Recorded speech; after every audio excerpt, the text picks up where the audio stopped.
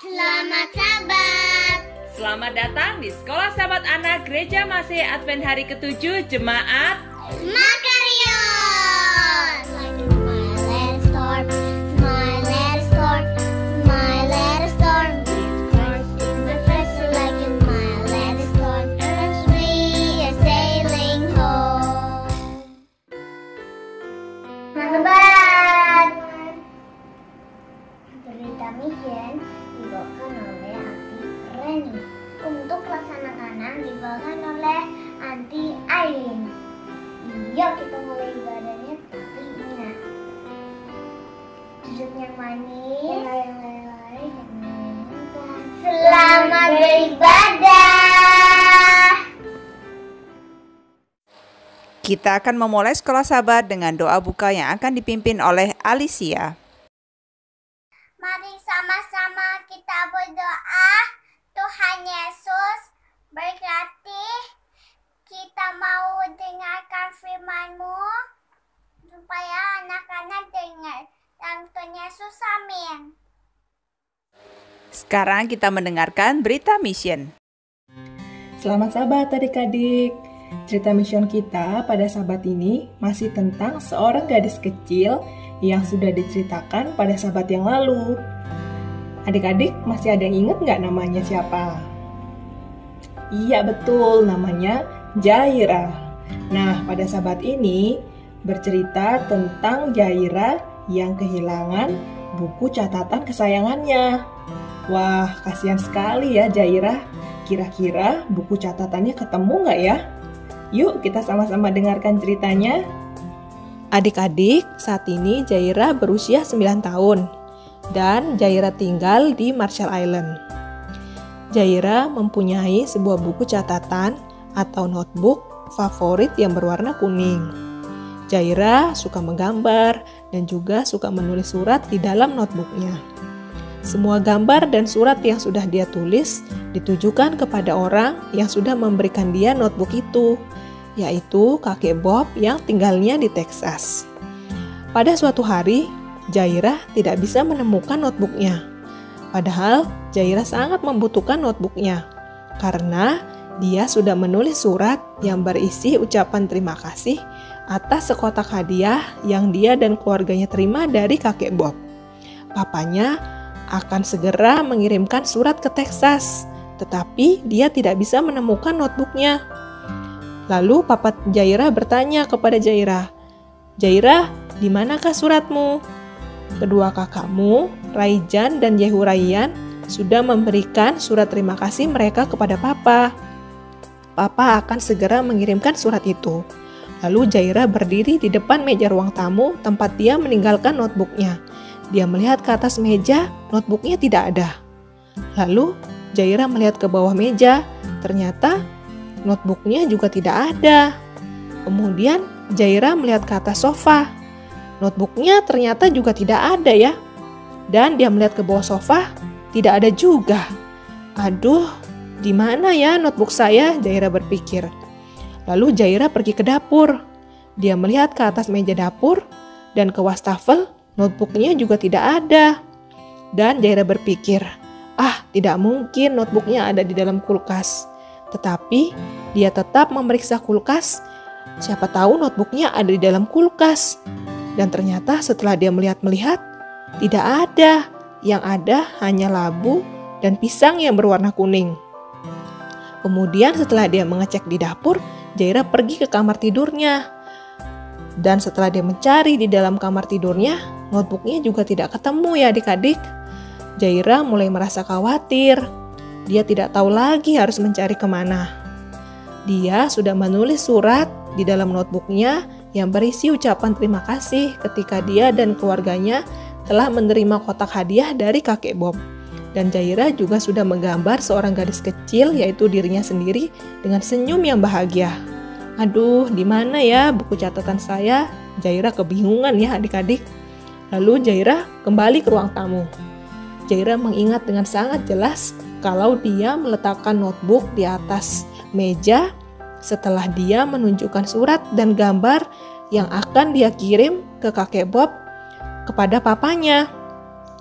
Dia melihat ke meja tetapi kosong, sedangkan ayahnya sudah menunggu. Aduh, apa ya yang bisa saya lakukan? Jairah kebingungan. Nah, tiba-tiba Jairah teringat bahwa dia bisa berdoa. Oh iya, saya kan bisa berdoa. Karena ayahnya selalu mengatakan kepada Jairah bahwa Jairah bisa berdoa kepada Tuhan tentang masalah apapun. Dan saat ini Jairah sedang mempunyai masalah yang besar. Lalu Jairah duduk di lantai di depan meja. Dia memejamkan mata dan melipat tangan. Lalu dia berdoa, Yesus terkasih, tolong bantu saya menemukan buku catatan itu, sehingga saya bisa mendapatkan surat untuk dikirim. Kemudian setelah dia selesai berdoa, dia membuka mata dan pandangannya tertuju kepada meja. Jairah berkedip dan setelah dia melihat lagi, wah ternyata notebook kuningnya ada di atas meja. Jairah berseru, terima kasih Yesus. Jairah sangat senang. Lalu dia mengambil buku catatan itu dan melihat ke dalam. Surat dan gambarnya masih ada. Lalu Jairah berkata ke papanya, Papa tunggu, saya perlu menulis surat. Lalu Jairah duduk di depan meja. Jairah menulis surat kedua untuk dikirimkan ke kakek Bob yang di Texas. Isi surat itu, dia bercerita kepada kakek Bob bahwa Tuhan sudah menjawab doanya. Nah, 3 tahun yang lalu, persembahan Sabat ke-13 membantu membangun sekolah di Marshall Island, tempat orang tua Jairah, misionaris dari Filipina, mengajar anak-anak tentang Tuhan yang menjawab doa. Terima kasih atas persembahan triwulan ini yang akan membantu sekolah misi Samudra Pasifik lainnya. Nah adik-adik, jadi ceritanya seperti itu ya. Akhirnya Jairah bisa menemukan buku catatan kesayangannya. Karena apa? Karena Tuhan yang membantu Jairah. Jairah tidak lupa berdoa kepada Tuhan, meminta tolong kepada Tuhan saat dia sedang ada masalah. Begitu juga dengan adik-adik semua. Kalau adik-adik sedang ada masalah, datang berdoa kepada Tuhan, meminta tolong kepada Tuhan. Kalau adik-adik berdoa dengan sungguh-sungguh, Tuhan pasti akan menjawab doa adik-adik semua. Oke, sampai di sini dulu cerita mision kita pada Sabat ini. Terima kasih sudah mendengarkan cerita mision. Tuhan Yesus memberkati. Sekarang kita akan mendengarkan cerita di kelas beginner dan kinder. Halo anak-anak, saat ini Aunty Aileen akan membagikan cerita yang sangat menarik. Yuk kita perhatikan.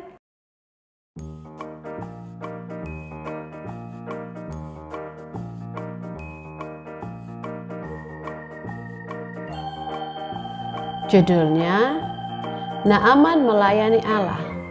Ayat hafalan hari ini dari 2 Raja-Raja 5 ayat 15. Bunyinya, sekarang aku tahu bahwa di seluruh bumi tidak ada Allah kecuali di Israel. Pesan untuk cetak hari ini adalah kita melayani orang lain, tetapi kita mengutamakan Tuhan. Hal apa yang sangat penting bagimu, keluargamu, sahabatmu? Bagaimana dengan Tuhan? Mengapa Naaman mengatakan bahwa Tuhan adalah Tuhan yang benar? Naaman menjalankan kereta kudanya secepat mungkin. Allah Israel dan pelayan kecil baru saja menyembuhkannya. Dia ingin menunjukkannya kepada Nabi Elisa. Debu berterbangan di sekitar kuda itu saat Naaman dan pelayanannya berhenti di depan rumah Nabi Elisa. Naaman mengetuk pintu. Dia tidak bisa berhenti tersenyum. Kali ini Elisa datang ke pintu. Naaman tersenyum sangat lebar. Itu membuat Elisa juga tersenyum. Naaman menunjukkan kulitnya kepada Elisa. Itu tampak mulus dan sehat. Berkali-kali ia berterima kasih kepada Nabi Elisa. Elisa hanya mengangguk dan tersenyum. Sekarang aku tahu bahwa tidak ada Allah di bumi ini yang seperti Allah Israel, kata Naaman. Tolong, Terimalah pemberian ini sebagai ucapan terima kasih. Para pelayan Naaman mulai membongkar semua perak dan emas dan pakaian baru yang mereka bawa. Elisa mengangkat tangannya. Tidak, katanya, menggelengkan kepalanya ke depan dan ke belakang. Aku tidak akan menerima pemberian apapun. Elisa tidak mau menerima pemberian dari Naaman karena dia tidak ingin Naaman berpikir bahwa dia dapat membayar agar Tuhan menyembuhkannya. Elisa hanya ingin Tuhan dimuliakan karena telah menyembuhkan Naaman. Dia hanya senang bahwa Naaman sekarang mengenal Tuhan yang benar. Naaman memohon kepada Elisa untuk menerima pemberian itu. Tolong, ambillah pemberian ini. Aku ingin menunjukkan betapa bersyukurnya aku. Tetapi saja Nabi Elisa menggelengkan kepalanya mengatakan tidak. Naaman menunduk kepalanya untuk berterima kasih kepada Elisa dan Tuhannya Elisa. Pelayannya mengemasi pemberiannya. Naaman melangkah ke keretanya dan menguncangkan tali dan berkata, "Ayo pulang." Nyonya Naaman memperhatikan jalan dari jendelanya. Mungkinkah? Ya, itu adalah suaminya.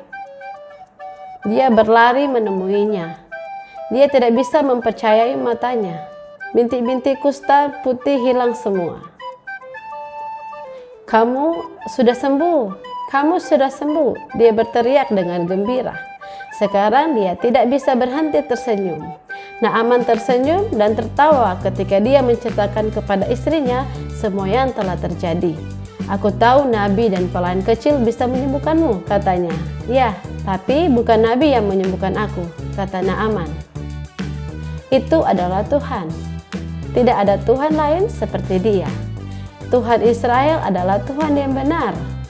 Saya telah memutuskan untuk menyembah hanya Dia mulai sekarang. Seluruh negeri Suria tahu bahwa kusta Naaman telah hilang.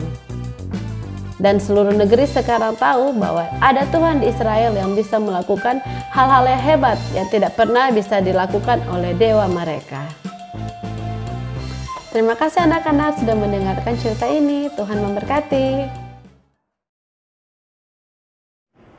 Yuk kita dengerin lagu pujian dari Bravely.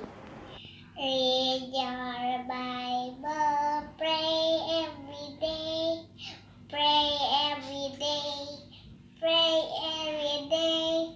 Read your Bible, pray every day, and you grow, grow, grow, and you grow, grow, grow, and you grow, grow, grow.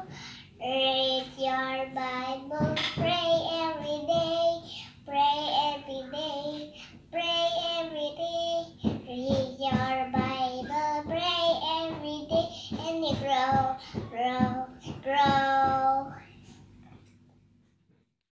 Kita tutup rangkaian Sekolah Sabat dengan doa tutup yang akan dibawakan oleh Valerie. Mari sama-sama kita berdoa. Tuhan Yesus berkati kita sudah mendengarkan firman-Mu. Berkati biar anak-anak mengerti firman-Mu yang telah disampaikan. Dalam Tuhan Yesus, amin. Sekolah Cerdas sudah selesai. Terima kasih semuanya yang sudah menonton. Sampai jumpa sahabat depan. Tuhan Yesus berkati. Bye. Terima kasih kepada Alicia, Valerie, Bravely, Auntie Reni, dan Auntie Aileen. Tuhan memberkati.